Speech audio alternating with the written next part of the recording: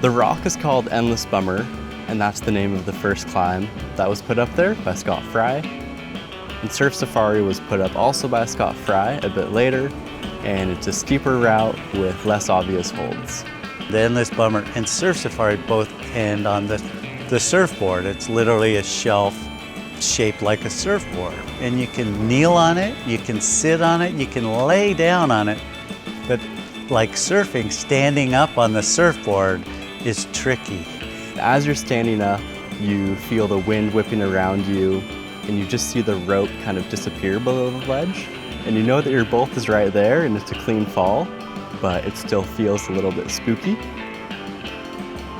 It really is just gorgeous. The fact that it's so weirdly just sticking out of the hillsides is so prominent. I mean, it's so unlikely.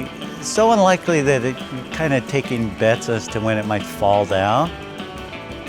When you start at the base of the climb, you only have a couple feet of dirt, so you kind of precariously move around your belayer. The ledge that does exist is eroding pretty quickly, and your belayer is clipped into the first bolt. After we had been out to the route, the filmmaker showed me that the route had been gradually tipping over the years. Back in 2008, the top of the route was angled in comparison to the horizon, and now the top of the route is pretty much flat. As the route has been tipping, it's probably gotten harder because the moves of climbing have gotten about 5 or 10 degrees steeper. If you imagine kicking your kilter board back 5 degrees, probably makes the moves a little harder. Regardless of the grade, I just wanted to get out there and try it. There's an intro section, a boulder section. At the end of the boulder is the crux, and then the surfboard. So it mostly breaks down into 3 sections.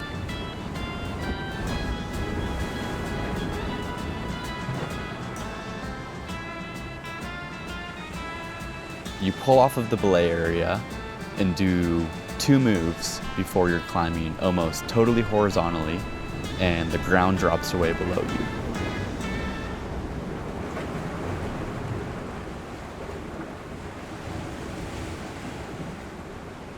Doing these horizontal moves is really cool because you get into a sort of flow state where you forget the fact that you're climbing on something so steep.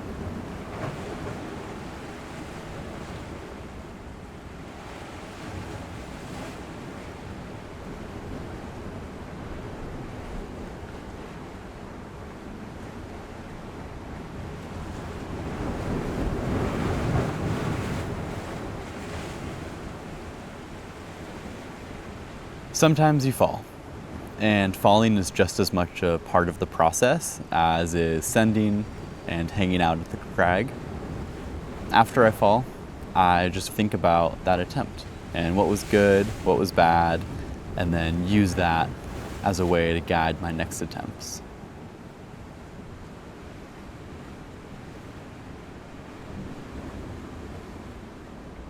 There was one clip that was really hard for me to make, and I was doing the section immediately before and after, but making that clip was really challenging for me.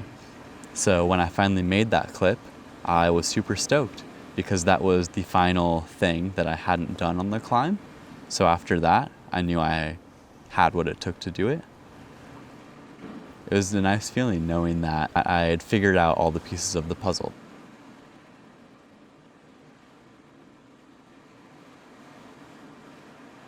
Usually I can feel when I'm close to sending. Every now and then it comes out of nowhere, but usually I can start to feel myself making progress on the moves, making bigger and bigger links, and I get to a point where I know once things line up, I have it. But sometimes it takes a while for things to line up.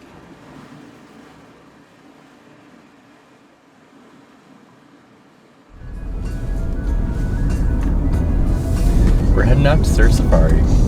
Haven't been out there since it fell over, so we're gonna check out the wreckage, see what's left of it. Just kind of see what the area is like now that it's gone.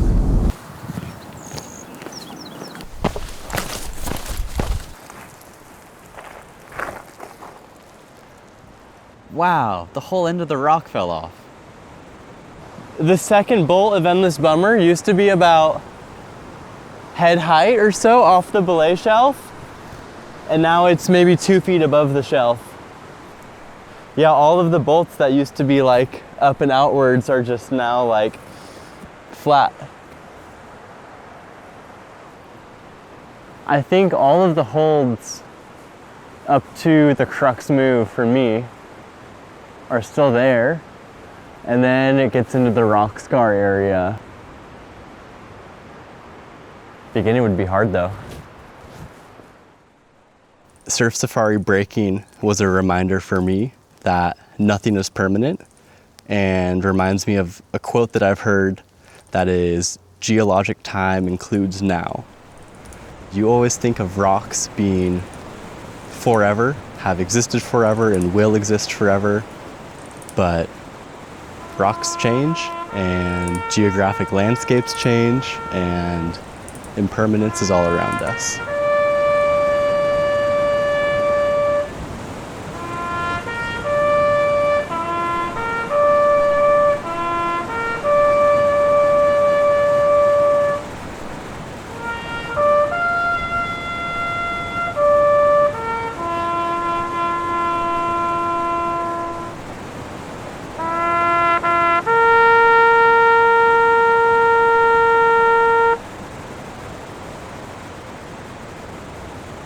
It is interesting to see these climbs change over time and become new climbs or maybe just disappear. I do wonder, in 50 years, will we have new climbs on the coast with boulders that have fallen down? Maybe in 1,000 years, all of the climbs we climb on today will just be sand at the beach. Who knows?